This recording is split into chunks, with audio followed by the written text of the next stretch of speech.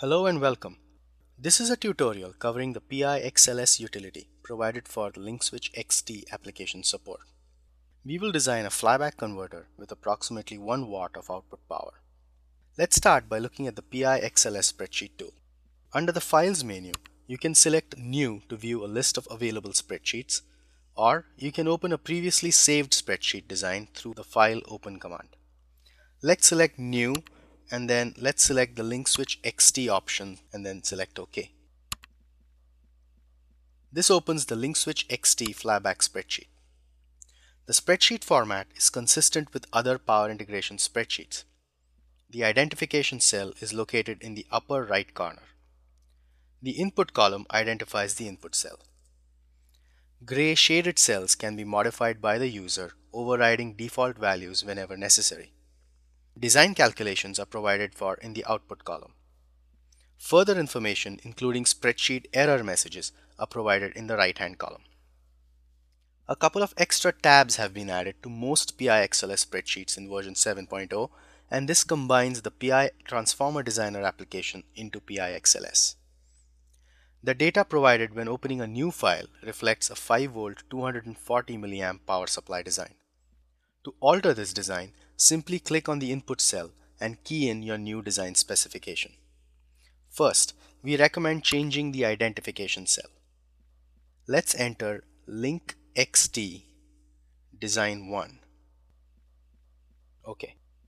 Starting at the top, under the Enter Applications Variables section, let's enter an output voltage specification of 5.5 volts. You can use the mouse button or select the Enter key, which directs the user to the subsequent input cell. In the I/O cell, enter 0.25 amps. As we move down the spreadsheet, in the LinkSwitch XT variables section, we see that the LinkSwitch XT device has been automatically selected by the spreadsheet.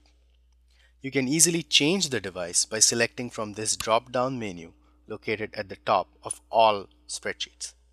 Additionally, you may also change the core size, feedback type, whether or not you want to specify a bias winding, or if you want to specify a clampless design. For this particular spreadsheet, a couple of other inputs can also be specified by the drop-down menu at the top of the spreadsheet. You can enter the core size and core parameters in the Transformer Core Construction Variables section. If it so happens that the core you want to use is not available in the spreadsheet drop-down menu, you can directly enter the parameters of the core like A sub E, LE, AL, and BW directly in these gray shaded cells shown here. This is how you can enter custom cores for the PIxls based spreadsheets. The DC input voltage parameters section calculates the minimum and maximum DC bus voltages corresponding to the AC input and the value of the input capacitor specified. The current wave shape parameters section calculates the duty cycle, the average current, peak current, and RMS and ripple currents in the primary winding. The transformer primary design parameters calculates all parameters associated with the magnetics in the design. This includes the primary inductance, number of primary turns, the gapped core effective inductance, and the flux density inside the core. The voltage stress parameters on the drain node of the PI device and also the reverse voltage across the output diode are listed in the voltage stress parameters section. The feedback components associated with the LinkSwitch XT are calculated in the feedback section. Additionally, you can add a couple of more outputs in these last two sections.